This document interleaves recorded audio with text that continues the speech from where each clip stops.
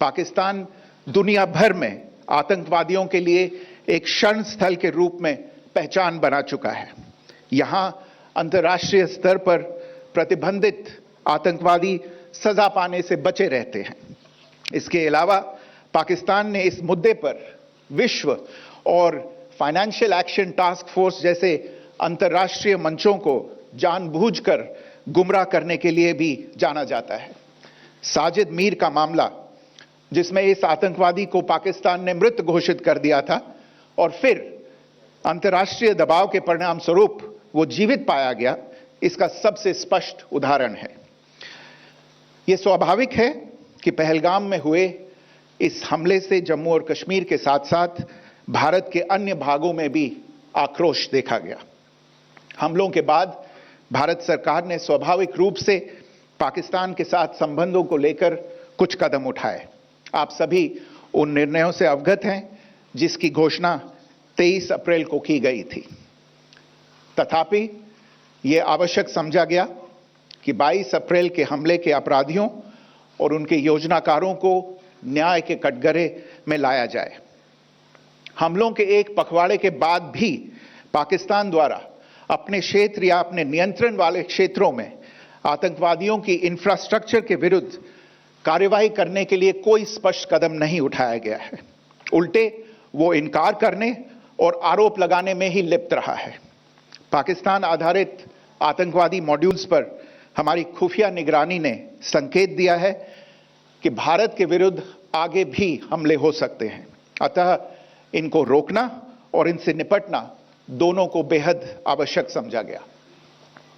आज सुबह, जैसा कि आपको ज्ञात होगा, भारत ने इस तरह के सीमा पार हमलों का जवाब देने और उन्हें रोकने तथा उनका प्रतिरोध करने के अपने अधिकार का प्रयोग किया है।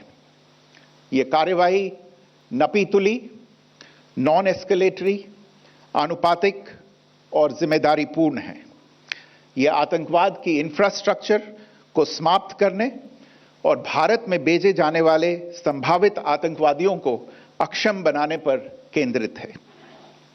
आपको यह भी स्मरण होगा कि 25 अप्रैल 2025 को संयुक्त राष्ट्र सुरक्षा परिषद ने पहलगाम आतंकवादी हमले पर एक प्रेस वक्तव्य जारी किया था, जिसमें आतंकवाद के इस निंदनीय कार्य के अपराधियों, आयोजकों, फाइनेंसरों और प्रायोजकों को जवाबदेह ठहराने और उन्हें न्याय के दायरे में लाने की आवश्यकता पर जोर दिया गया था।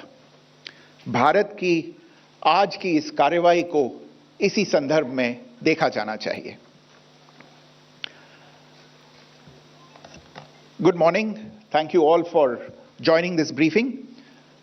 As you are all aware, on April 22, 2025, Pakistani and Pakistan-trained terrorists belonging to the Lashkar-e-Taiba carried out a savage attack on Indian tourists at Pahalgam in Jammu and Kashmir in India.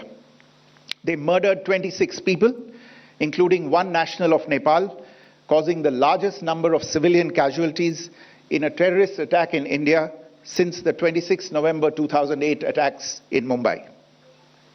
The attack in Pahalgam was marked by extreme barbarity, with the victims mostly killed with headshots from close range and in front of their families.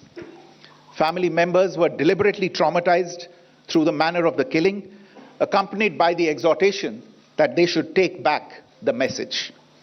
The attack was clearly driven by the objective of undermining the normalcy returning to Jammu and Kashmir.